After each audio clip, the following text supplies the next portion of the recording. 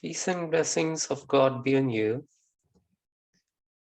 The second argument for the truth of prophets is their message.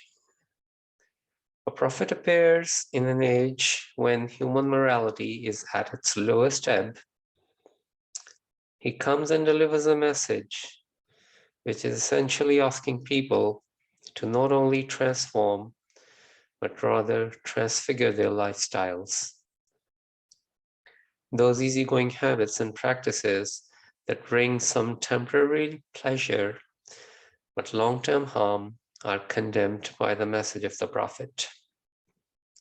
However, a vast majority of people are not willing to change their easygoing lifestyles, and so they oppose the prophet with full force. Yet, even his worst enemies know deep inside their hearts that there is nothing bad and only good in his message. So they never oppose him on the plea of his message being bad, but adopt other stances. For example, they falsely attack his character, or they allege that he has not fulfilled the signs they were expecting. Now, the riddle is this. Here is a man who is claiming to be sent by God and whose message is nothing but good,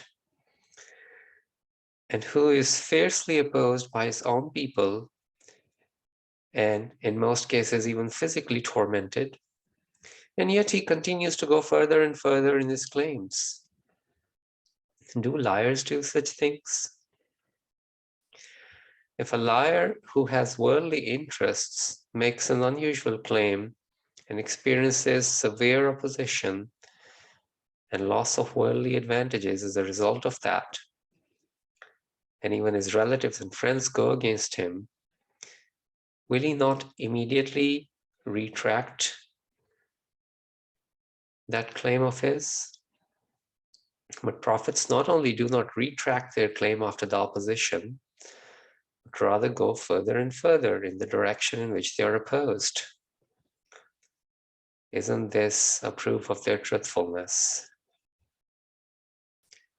Now, someone can object by saying that, okay, even if we agree that the so-called prophet is not lying and that he's not a bad person, but isn't it possible that he has simply lost his wits, which explains his unusual claim and is standing firm in the face of all opposition? The answer to this is provided by his extremely beautiful message and his exemplary behavior in day-to-day life. The part of his message which deals with human actions is nothing but good.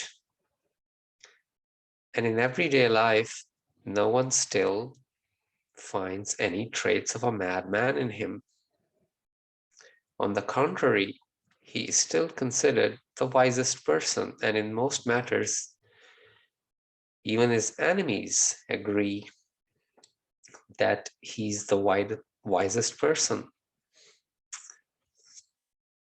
So is it logical to believe that he has lost his mind in this particular matter alone, when we have no direct proof that he's wrong after all?